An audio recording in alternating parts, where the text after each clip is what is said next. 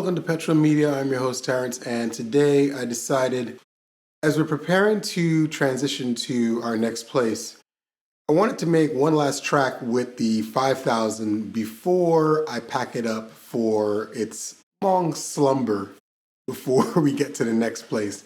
What I wanted to do is explore some of the sounds that are inside of the synth inside of the 5000.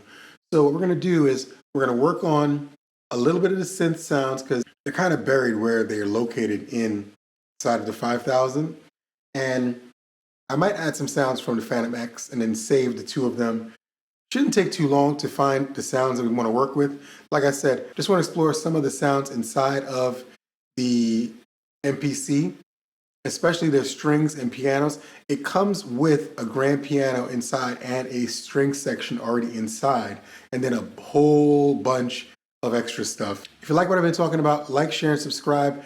Hit the notification bell so you're notified every time I upload a video. I usually upload a video every single Monday and another video usually sometime throughout the week, just some shorts and things of that nature. In any event, let's jump into this and let's see what we can come up with. The 5000 is interesting because it's the first MPC to come with a synthesizer built in that's controlled by the 12 Q links on the side. It has 3 VCOs that feed into a VCF and a VCA that gives you 2 envelopes, and you can develop a lot of different sounds out of it. What Akai essentially did was they took roughly 300 sounds out of the Alesis Micron and stuffed it in here. And I think that Micron had about 600 patches max, or either 5 or 600 patches in total. I can't remember the exact number, but they put it in here. I have toiled around with the idea of buying a Micron or an Alesis Miniac, which is essentially a Micron with a microphone. But I think at the end of the day, that's just me trying to find a solution to a very annoying problem. And it's the only problem I have with this. And it's probably the reason why a lot of people don't use a synthesizer. Now, the synthesizer, although if I hit the button, it pulls it up on the screen. Let's turn it up. It's there, and I can play it automatically from the keyboard because it's already plugged into it. But when you go to program and you change it, it doesn't show any other synth programs. It only shows you the default one. And why is that? Because it is buried inside of menus. You have to go to disk, you have to go to flash ROM, and you have to scroll down, and first thing I see is the grand piano. The grand piano is already here. I skipped past all of the Akai natural percussion kits that are already here. And I'm just going to go straight to the piano. So I'm going to add that first. I'm going to say do it. And we're going to say, it says replace same files in memory. Say do it. And those sounds are not in the memory, so it's fine. The only problem I have with this setup is as you're loading sounds, you're loading it into the RAM, and it starts to fill up the RAM pretty quick. You have a lot of RAM, but you're still going to fill it up pretty quick. So now if I go to the strings, go here, and the strings are here, and I hit do it, it's going to load all the strings in. So I have 2 natural sounding instruments built in to the MPC 5000 already, and it's loading it across all the different banks, A, B, C, and D.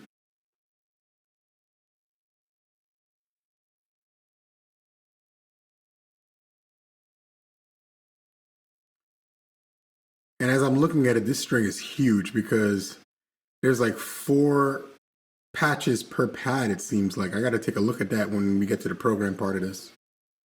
All right, so that's in there. So now if I back out of this window, if I want to get to the synths, I go down to VA Synth Programs, and it breaks it up into groups. I have arpeggios, basses, keys, leads, pads, polysynths, synth brass, synth effects, etc., etc. I can go down the list. Already broken up. But again, I have to dive in and start playing around with stuff here to find it. So if I play it,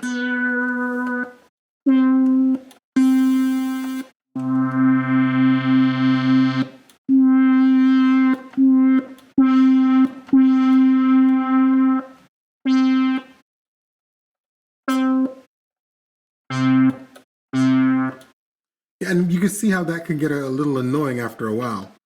So what I'm going to do is I'm just going to pick a polysynth and see, then I go into that menu and there's animated and big. Mind you, I've actually tested this.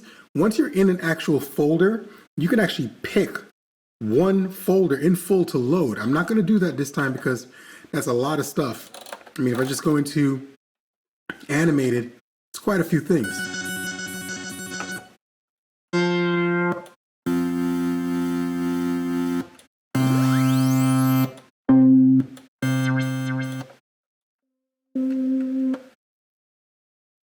I think I'm gonna add that one. And I'm gonna pick one lead, and then anything else I add, I'm just gonna add from the Phantom. Why not? Let's just do that. All right, so now, if I want to play around with each thing, what I have to do is go into the programs, and I can flip through them.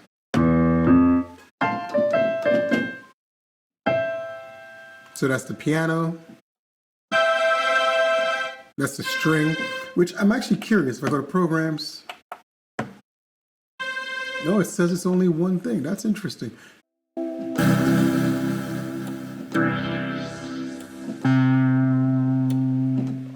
So that's all the stuff I loaded. But the problem I have with this, and this is probably why most people don't use the synth, is that they are not in here as an option for you to pick until you load it from there. Like I said, you go to mode, you hit disk, and you got to do all this diving to go find it. The ROM, then you get into there and you go all the way down to the VA synth programs, and then they're in here. They're great.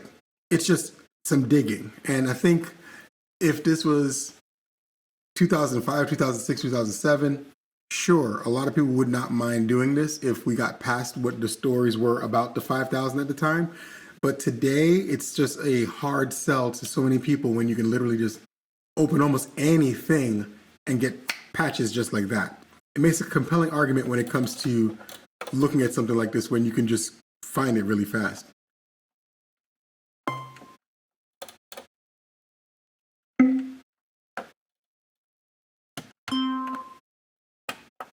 It makes you wonder if it's something you should really be doing. You know, should I go ahead and dive into this and mess around with it or not?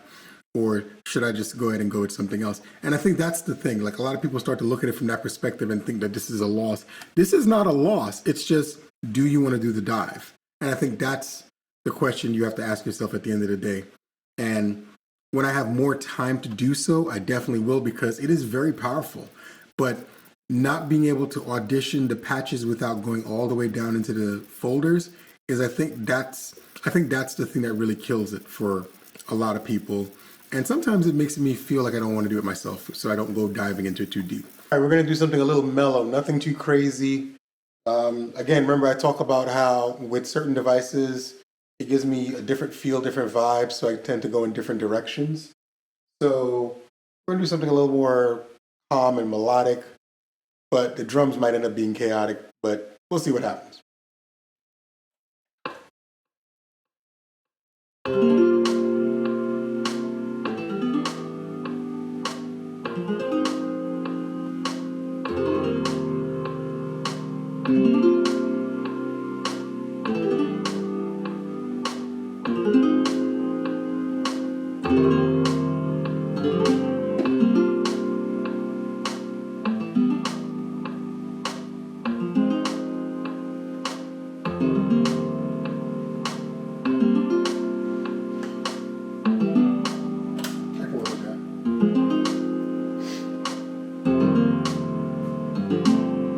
So now, working with these two things together, what you want to do is, if I go to the next track, I put snares on that one. So on the Phantom, I'm going to go over from track 1 and go to track 3. And on track 3 on the MPC, there's nothing. So now I go to MIDI on, put that on track 3. So I'm going to add another guitar to this.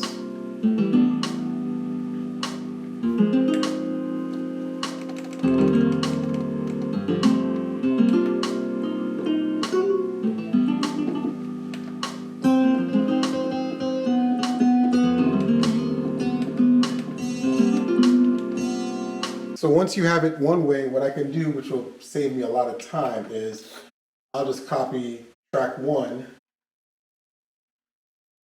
I will copy it to track 3, and I'll tell track 3 to control MIDI 3. That should give us a favorable result.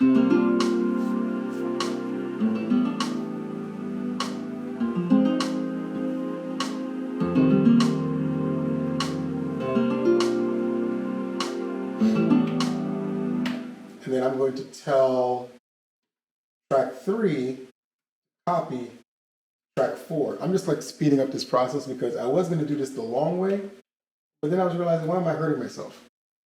So now in the Phantom, I can add another sound. And I think I'm going to add an electric guitar. Keep it real simple. I'm going to lay this down real quick.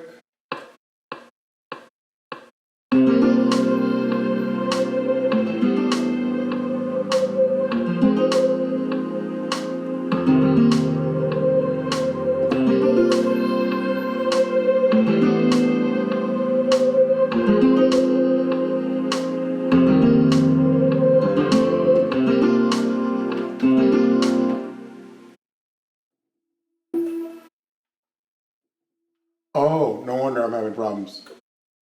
I was like, why is this not playing? See, you gotta remember to line everything up. There we go. So now, all right, so on to the next track. You can't see it from here, but what's interesting about this, and maybe you know what, I'll just take you so you guys can see it real quick.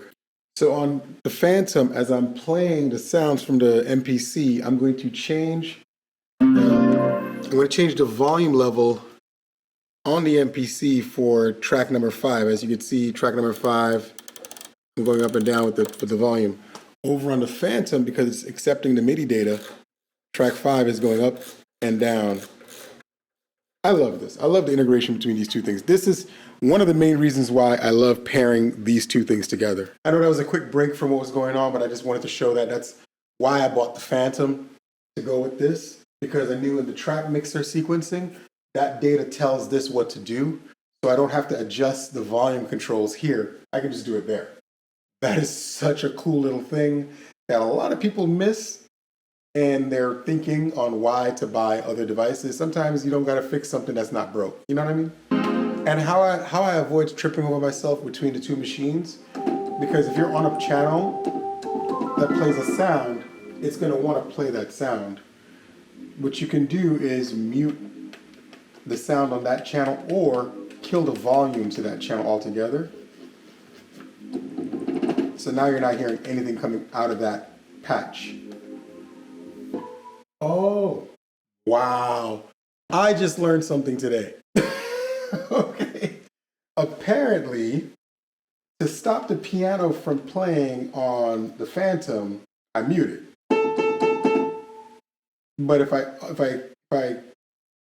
I mute it, now you don't hear the piano. That's the patch from the 5000. However, if I turn the volume down on the Phantom on that same channel, it kills the 5000's track. So they're sharing data. I thought it was, this is my error. This is why I say there's user error. I thought it was the other way around, and it's me. Okay, so I need to put that back to Unity. Okay, let's get to it.